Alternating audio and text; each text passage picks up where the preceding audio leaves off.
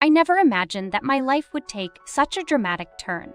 My name is Sarah, and I was fortunate enough to meet the love of my life at a young age. We got married and began our life together in the comfort of my parents' house. Yes, it might seem unconventional, but it was our way of saving money and starting a future together. Living with us was my younger sister, Emily. She had recently turned 21, and since we had no parents, we felt responsible for taking care of her. Little did I know that this arrangement would create friction and test the strength of our family ties. One sunny afternoon, as I was preparing lunch in the cozy kitchen, Alex walked in with a stern expression on his face. He was a man of few words, but his body language spoke volumes. I could tell something was bothering him. "Hey, honey," I greeted him, trying to break the tension. "Is everything all right?" Alex sighed heavily and leaned against the countertop, his gaze fixed on the floor. "Sarah, we need to talk about Emily," he said, his voice laced with frustration. My heart sank as I anticipated the topic of conversation. Emily and Alex had never seen eye to eye, and their constant clashes were putting a strain on our household. "What happened this time?"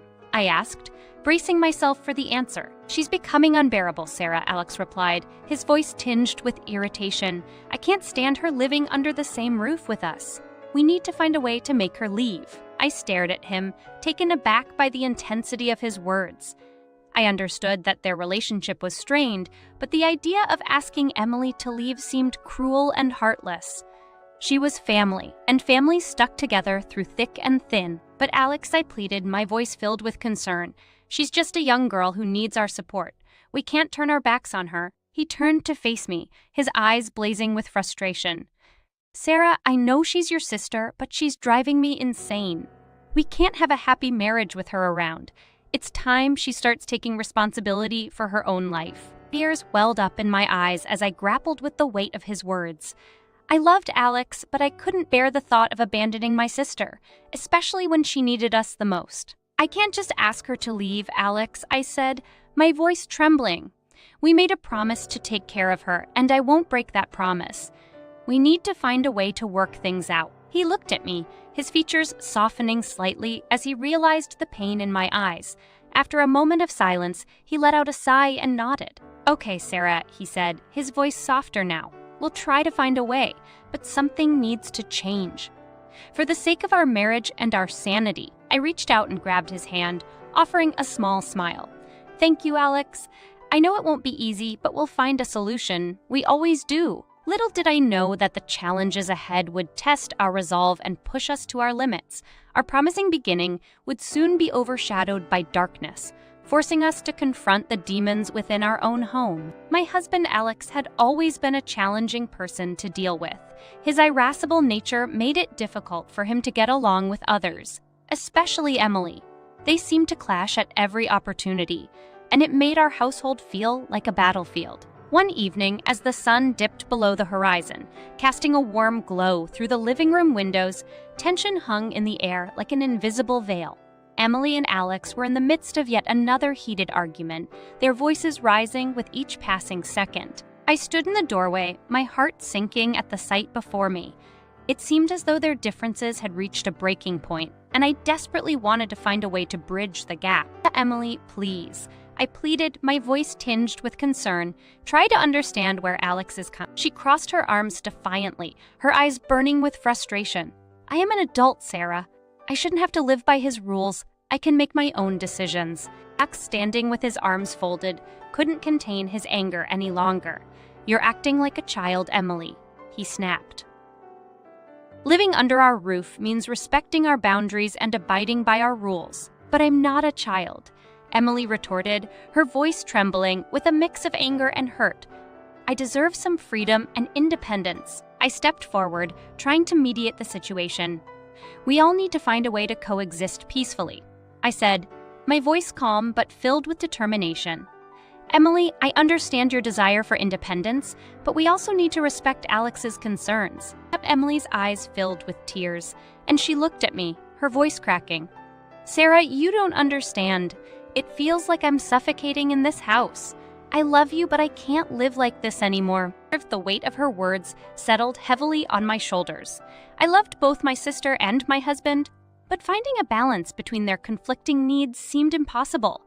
Our once promising beginning now felt like a fragile web ready to unravel. "Emily," I said, my voice filled with both love and sadness. "We're family. We need to find a way to make this work. Let's sit down and have a calm conversation about our expectations and boundaries. We owe it to each other." There was a moment of silence as Emily and Alex exchanged hesitant glances. Slowly, their anger began to subside, and the realization of the toll their disagreements were taking on our family started to sink in. "Okay," Emily finally conceded, her voice softer now. "Let's talk." As we gathered around the living room, the walls seemed to close in, suffocating us with the weight of unresolved conflicts. But we were determined to find a way forward, to mend the strained relationships and create a harmonious home. Little did we know that the events about to unfold would shake the foundations of our family, pushing us to confront the darkest corners of our lives and forcing us to make choices that would alter our paths forever. As the days passed, the tension in our home seemed to escalate, reaching a crescendo on that fateful evening. The clock ticked closer to 10 o'clock, the time by which Emily was supposed to return home, as per Alex's decree. I paced nervously in the living room, my eyes darting towards the front door with every passing minute. Alex's frustration grew palpable, his impatience bubbling to the surface. "Where is she, Sarah?" he barked, his voice filled with anger. "She knows she's supposed to be back by now." My heart raced as I tried to calm him down.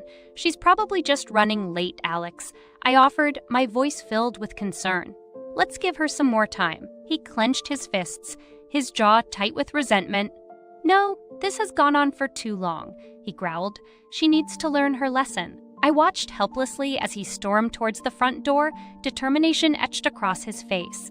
I knew I had to intervene to prevent the situation from spiraling out of control. "Alex, please," I pleaded, my voice trembling with fear. "Let's not confront her like this. It won't solve anything." He turned to face me, his eyes blazing with anger. "She needs to understand that there are consequences for her actions," he spat. "I won't let her walk all over us." Before I could utter another word, the door slammed shut, the echo reverberating through the house. Panic surged through me as I realized the gravity of the situation. I had to protect Emily from Alex's mounting rage, no matter the cost. Half an hour later, Alex called my mom. I couldn't hear what he said, but my mom's face darkened. She silently put the phone on speaker, and at the same moment, screams and thuds came from the phone. Time seemed to stand still as I fumbled for my phone, my hands shaking with a mixture of fear and determination.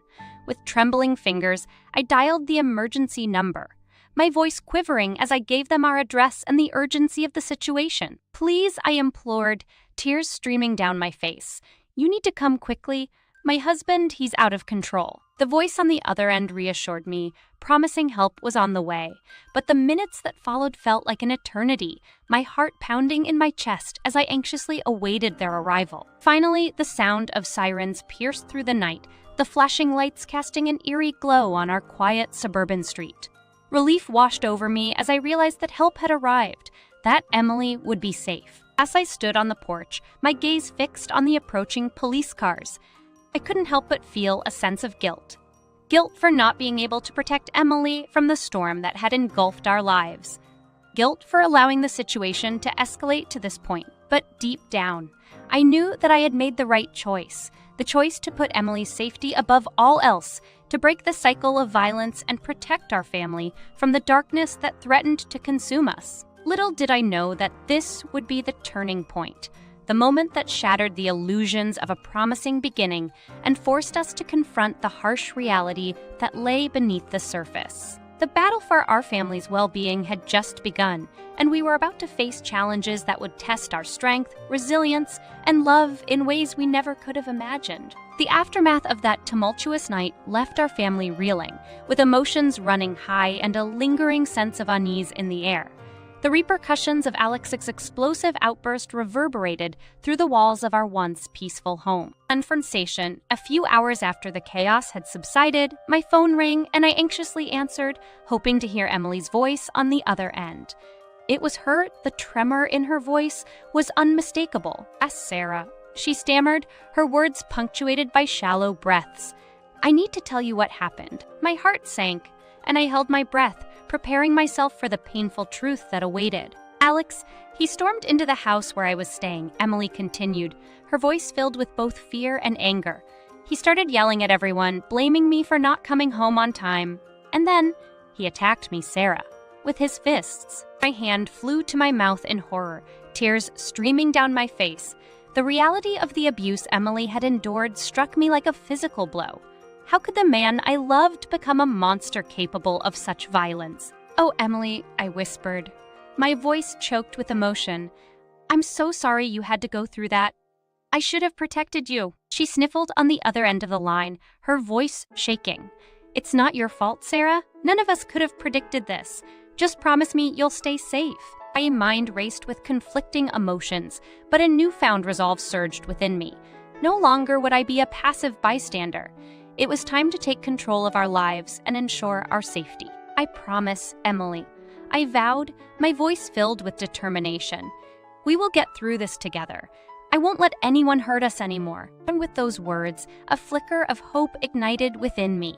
I knew that our journey toward healing would be long and arduous, but the bond between Emily and me would serve as an unbreakable anchor. These days turned into weeks, and the wheels of justice began to turn. Alex's actions could not go unpunished, and the legal system took its course. His trial loomed ahead, and the weight of his abusive behavior would finally be addressed in the eyes of the law. The day of the trial arrived, and with it, a mix of anticipation, anxiety, and a renewed sense of determination. We were prepared to face the man who had caused us so much pain, to confront him in the courtroom and seek justice for the wounds he had inflicted upon our lives. As we sat in the solemn courtroom, the air thick with tension, I could feel the weight of the proceedings bearing down on me. Emily sat beside me, her grip on my hand providing solace in the midst of the storm. The prosecution presented a compelling case, painting a vivid picture of the abuse Emily had endured at the hands of her brother-in-law. Witness testimonies, medical reports, and photographs laid bare the extent of the physical and emotional trauma she had suffered. Then came the moment when Emily took the stand, her voice steady but filled with the pain of her experience. The room fell silent as she recounted the events that led to that fateful night, her words piercing through the hearts of those present. "Your Honor," she began, her voice carrying a mixture of strength and vulnerability, "I never thought I would find myself here, testifying against someone I once loved. But the truth is, love shouldn't hurt like this. No one should have to endure the fear and pain that I went through." The defense lawyer attempted to undermine her testimony, painting a distorted picture of the events and attempting to cast doubt on her credibility. But Emily stood firm, her determination shining through. As the trial continued, the weight of the evidence stacked against Alex became undeniable. The jury deliberated, and it seemed like an eternity as we awaited their decision. Finally, the moment arrived. The judge's voice filled the courtroom as he announced the verdict. "Guilty?" The relief that washed over us was palpable, a collective exhale in the face of justice served. Outside the courtroom, the media buzzed, hungry for a story of triumph over adversity. Emily and I stood together, facing a barrage of questions, determined to use our voices to shed light on the realities of domestic violence. When asked how we felt about the outcome, Emily's response rang out, her voice steady and unwavering. "This trial was not just about seeking justice for myself," she said, her eyes filled with determination. "It was about shining a light on the darkness that so many others face. I hope that our story inspires change and empowers others to break free from the cycle of abuse." In the aftermath of the trial, we took a moment to breathe, to absorb the reality of the verdict and what it meant for our lives moving forward. The prison sentence handed down to Alex brought a sense of closure, a small victory in our quest for healing and safety. But we knew that our journey was far from over. The trial was just one chapter in our story, a pivotal moment that allowed us to reclaim our power and shed the weight of victimhood. As we walked away from the courthouse hand in hand, Emily turned to me, a glimmer of hope in her eyes. "Sarah, we did it," she whispered. "We fought for our lives, and we won. Now we can build a future free from fear." I smiled, a mix of emotions washing over me. "Yes, Emily," I replied, my voice filled with determination. "We have reclaimed our lives, and now we can move forward, stronger than ever. Together, we'll heal, we'll thrive, and we'll ensure that our voices are heard." And so the trial marked a turning point in our journey, a testament to our resilience and a stepping stone towards a future where the wounds of the past would no longer define us. We were survivors, warriors who refused to be silenced, and we were ready to face the world with renewed strength and hope. The trial marked the end of one chapter in our lives, and as the dust settled, we embraced the opportunity for a fresh start, a chance to rebuild and find solace in a future free from the shadow of abuse. With a renewed sense of purpose, Emily and I set out to create a new beginning for ourselves. We found a small, cozy apartment that became our sanctuary, a place where healing could take root and where we could nurture our newfound independence. The walls echoed with laughter, and the rooms overflowed with the warmth of sisterhood. One evening, as we sat on our balcony, watching the sunset paint the sky with vibrant hues, Emily turned to me, a glimmer of hope in her eyes. "Sarah, do you ever think about what could have been?" She asked, her voice tinged with both sadness and I paused for a moment, allowing the weight of her words to sink in. Sometimes I replied softly, "But dwelling on the past won't change it. What matters is that we have the opportunity to create a different future, a future where love, respect, and safety prevail." She smiled, a flicker of light returning to her eyes. "You're right, Sarah. We have the power to break free from the cycle that consumed our lives. And not just for ourselves, but for others who may be trapped in similar situations." As the days turned into weeks, we dedicated ourselves to raising awareness about domestic violence. We joined support groups, shared our stories, and offered a helping hand to those who needed it most. Through speaking engagements and advocacy work, we became beacons of hope, lighting the way for others to escape the darkness and find their own paths to healing. In the process, we built a community of survivors, united in our shared experiences and collective strength. Together, we lifted each other up, reminding ourselves that we were not defined by our past, but rather by our resilience and the determination to create a brighter future. One evening, at a support group meeting, I listened as a fellow survivor shared her journey of overcoming abuse. Her words resonated deeply within me, and I knew it was time to take a step further. "Thank you for sharing your story," I said, standing up with a newfound resolve. "We are all warriors, and our voices hold immense power. It's time we use that power to bring about real change." The room filled with applause and supportive murmurs, igniting a fire within me. Emily stood beside me, her eyes sparkling with pride. "We've come so far," she said, her voice filled with determination. "And now we have the chance to make a difference in the lives of others. Let's seize it." Together, we founded a nonprofit organization dedicated to raising awareness, providing support, and advocating for survivors of domestic violence. We offered counseling services, legal assistance, and educational programs, working tirelessly to break the cycle of abuse within our community. As time passed, our organization grew, touching the lives of countless individuals. The pain of our past fueled our determination to create a future where no one would suffer in silence, where love and respect would be the foundations of every relationship. In the midst of our advocacy work, we found our own healing. The scars remained a reminder of our strength, but they no longer defined us. We embraced a newfound sense of joy and self-discovery, embracing opportunities for growth and embracing the beauty of life's small pleasures. And so, as we walked hand in hand, gazing at the horizon of endless possibilities, we knew that our journey was far from over. We had transformed our pain into purpose, our past into a source of empowerment. With hearts full of compassion and spirits aflame with resilience, we embraced our new beginning, ready to face whatever lay ahead, knowing that together, we were unstoppable.